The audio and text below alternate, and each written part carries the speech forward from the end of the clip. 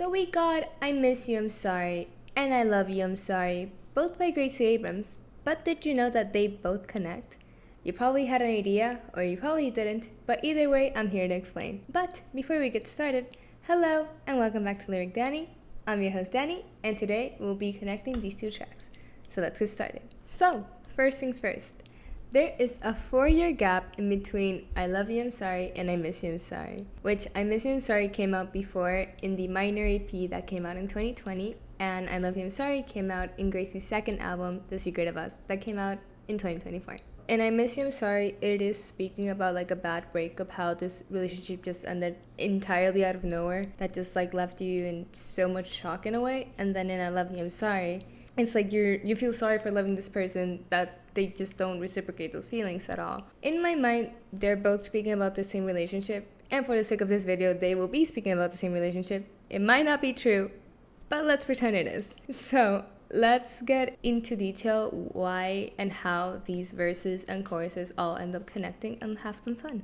I will be analyzing both songs at the same time, just like FYI. I will make like clear parallels, like which song I'm talking about, so don't worry. So starting off with the first verse of I Miss You, I'm Sorry, it goes, do you remember happy together? I do, don't you? Then all of a sudden you stick to your stomach. Is that so true? So the beginning of I Miss You, I'm Sorry, it's like you're wondering what went wrong in the relationship. Like, why did it even end in the first place? And it seems like drastic change overnight of how the relationship just ended. Like, you're still unsure and wondering, like, this happened so out of nowhere, like what happened, like we were happy just now, why did it end in a way? So in I Love You, I'm Sorry, it does start off with 2 August ago I told the truth, oh but you didn't like it, you went home, you're in your Benz, I'm by the gate, now you go alone, charm all the people you've trained for, you mean well but I aim low, and I'll make it known like I'm getting paid.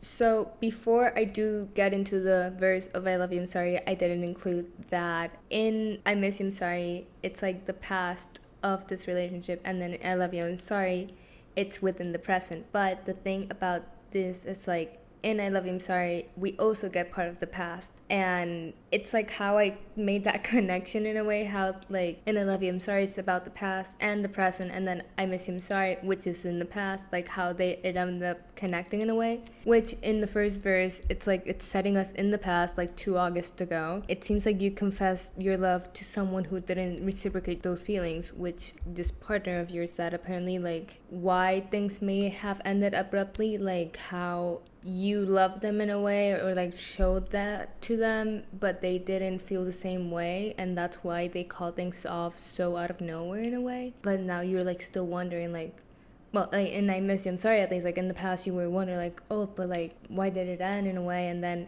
here like reflecting on that past, it's like you're still remembering and like wonder why things were called off in a way. You're in your band, somebody the gate, you're seeing this person leave, like this is like a visual description, like seeing them leave in a way. So now you guys do go separate ways, charm all the people you've trained for, you mean well but aim low, and I'll make it know like I'm getting paid. It's like how this person always allures other people, but it seems like there's something off, like that charm they usually have seems to not be there, and you will hunt them down in a way as if it was your job in what comes next, since they left you heartbroken standing on the shore after confessing your love. Which I made that like reference in a way to later on in the song, there's like a staring at the sunset line, which I just like made that connection in a way.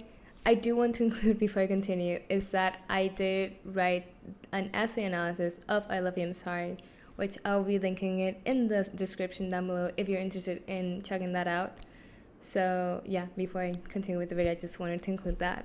So let's continue. We head to the chorus now, which in I Miss You, I'm Sorry, it goes, said forever, in the end I fought it, please be honest, are we better for it, thought you hate me, but instead you called and said I miss you, I caught it. It seems that this person promised you a forever in a way, but you didn't believe it, so you like kind of like fought it down in a way, like you weren't 100% sure this forever was actually true in a way. And after calling things off, you're wondering like, please be honest, like are we better for it, like are we better off our separate ways despite you doubting their forever, because you know there was like something off going on, but at the same time it caught you so out of nowhere. And then it seems like they called you that night telling you, I miss you, and you're like, oh, I caught it, like unsure whether to believe them or not, since they called this relationship off so out of nowhere, as I've mentioned. And it's like you're still trying to wrap your hand around it in a way. In I Love You, I'm Sorry, it goes, that's just the way life goes. I like to slam doors closed. Trust me, I know it's always about me. I love you, I'm sorry. So here you're just not in contact with your previous partner, which you can't do much about it now, because as I mentioned, I Love You, I'm Sorry, it's like the future version, like future present version of I Miss You, I'm Sorry. So here you're more mature in a way, understanding like, oh, that's just how life goes. Like, things go wrong, things don't go our way. It's okay. Like, you're more understanding in a way than back then, at least. And, you know, some things do eventually come to an end. I like to slam doors closed. It's more of like a metaphor in relationships, how it seems like a habit you seem to do often.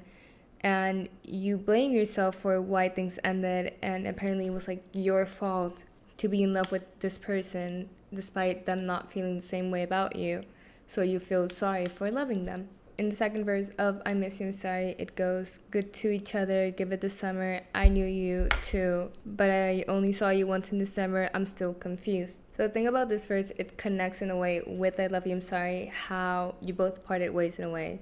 How it was during the summer, which it's usually around June, July, August in a way. So I made that connection in a way. But I only saw you once in December, I'm still confused. Like, you're still unsure about this person, because like you guys didn't see each other for so long. Now like you guys saw each other in December, it's like, oh, like where do we stand in a way? Like you're still unsure about what you feel towards them, since you ended up loving them in a way. Oh, I got that actually comes later on, but little snippet.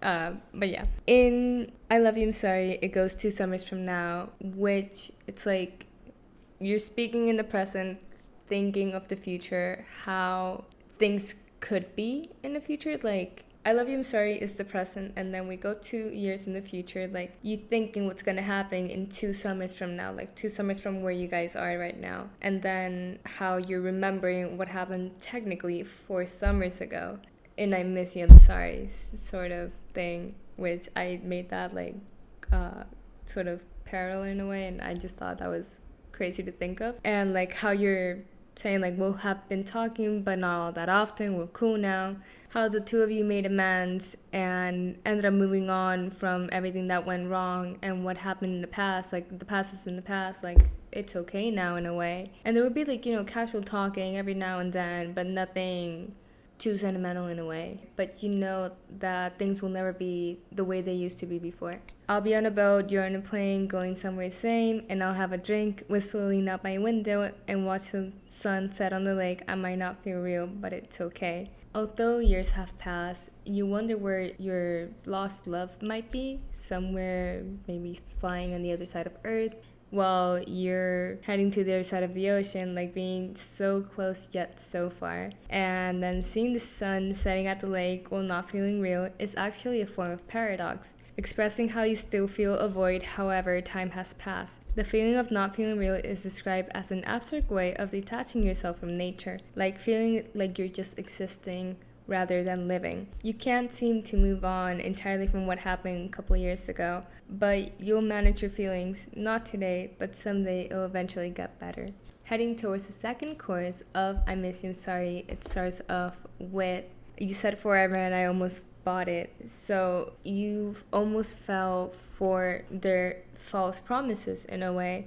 I miss fighting in your old apartment, breaking dishes when you're disappointed. I still love you, I promise. How you miss those like negative aspects, those fights you guys had, because now that's the only thing you can sort of think of in a way. Like all the things that happened with this person, whether it was positive or negative. I still love you, I promise. It's like you used to love this person. Why did things went down the way they did in a way? Nothing happened in the way I wanted. Every corner of this house is haunted, and I know you said that we're not talking, but I miss you, I'm sorry. everything went entirely opposite to the way you wanted things to happen in a way. Now you miss them in a way, and after being in no contact for a while, you still miss this person, which, how I mentioned in the previous verse, summer passed and saw each other once in December, so it's like you still miss them despite the amount of time that has passed in a way. In I Love You, I'm Sorry, the chorus does go, cause that's just the way life goes, I push my luck, it shows, thankful you don't send someone to kill me, I love you, I'm sorry. So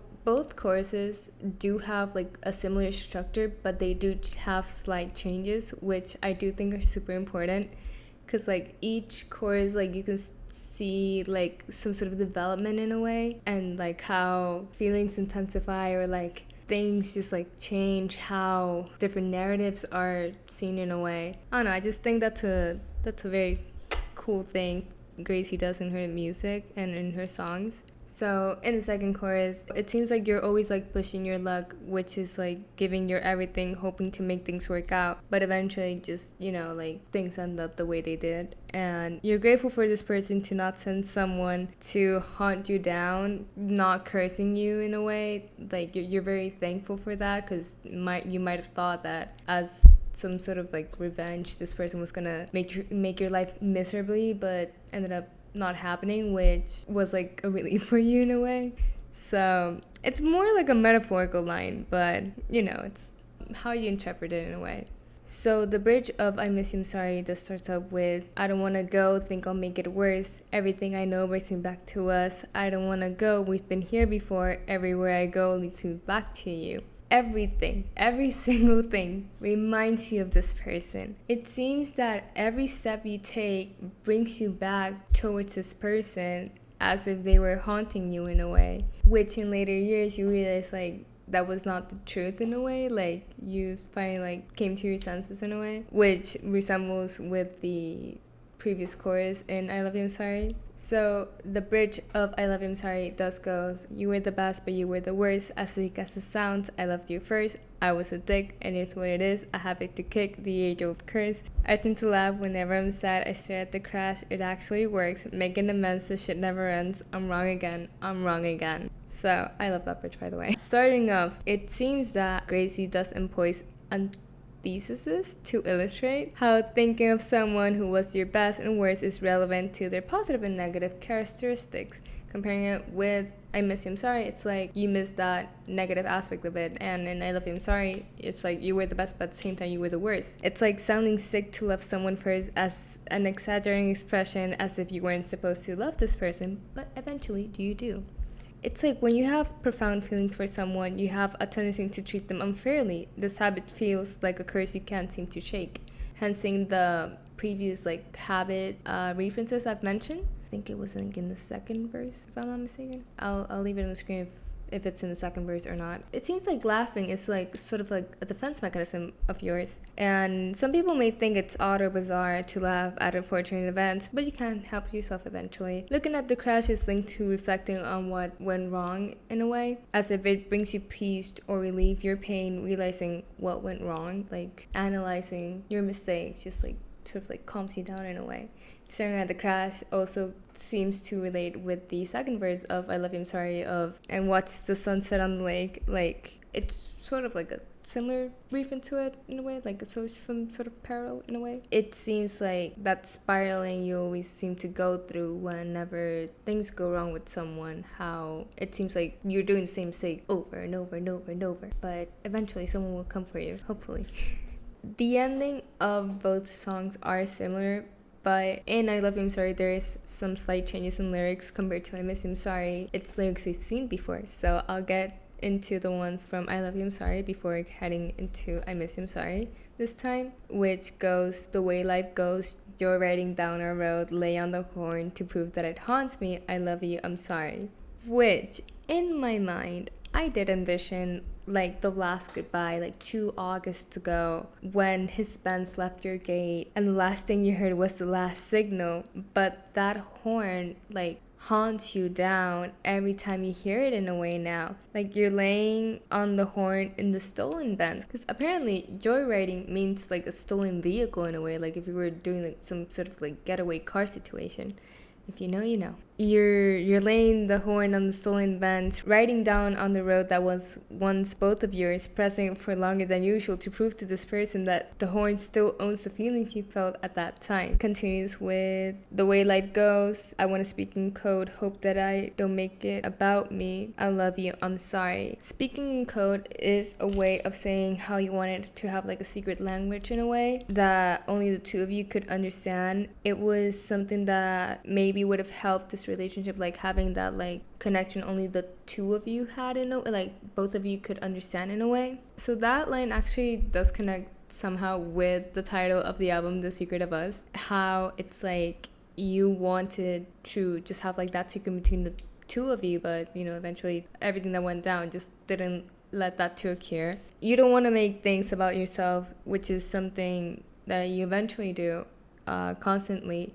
How you take things personally, and it always ends up being like feeling selfish in a way. You want to stop doing that. It's like a habit that haunts you down in a way because you take things way too personally. It seems like you're sort of self-centered in a way, but you really want to stop doing that. Well, although it hurts since you love this person, you still feel sorry for loving them. I do want to make the connection of these two endings, how it's the chorus and the bridge merging in a way and intertwining, which I think it's such a cool way to end a song. I have admired this from Gracie's music, at least, how it's so cool how you hear the chorus and then you hear the bridge intertwining, like at least in I Miss You, I'm Sorry. It's like, I don't want to go, we've been here before, everywhere I go leads me back to you, and it starts going like you said forever and I almost bought it. I miss fighting in your old apartment, like how it just like merges in a way. I'll link both songs in the description down below so you can have a listen to it and understand what I'm trying to say. And in I Love You, I'm Sorry, it's the same way, how it goes like, the way life goes, you were the best, but you were the worst, I want to speak in code, I was thick, it is what it is, line, how it goes, like merging in a way. It's just so outstanding for me, at least. And well, to wrap up this analysis, it's like how I Miss You, I'm Sorry is the past of I Love You, I'm Sorry, and I Love You, I'm Sorry is the present of it, but at the same time we can speak a bit about the future, but in the end it's like how they both go back to being sort of like not understanding what's going on and being confused, and in a way like reflecting on where you went wrong in a way, but ended up like still having sort of the same feelings in the end. I Miss You, I'm Sorry, and I Love You, I'm Sorry. And I just thought that was a crazy connection. Because, like, the first time I did listen to I Love You, I'm Sorry, well, ever since I heard the title, I was like, oh my, this has to be, like, some sort of, like, future version of I Miss You, I'm Sorry. I was sort of right. I do have to admit that. But yeah, I just think it's, like, such a crazy connection. Maybe they don't connect directly, but they're for sure sister tracks in a way. How they're super similar in a way. And, well, yeah. Let me know if you think of that as well. And I do want to include how in I Miss You, I'm Sorry, it's more like a slow song in a way compared to I Love You, I'm Sorry. It's more like, it is a slow song in a way, but you can hear how it starts to like intensify in a way. But I just think it's just amazing in a way. So yeah, let me know your thoughts of it. And well, that is a wrap. Thank you so much if you stayed all the way through. Please let me know in the comments down below if you enjoyed this video and if you like Gracie. Like, share, subscribe, whatever you want. Be my guest, and I'll see you on the next one.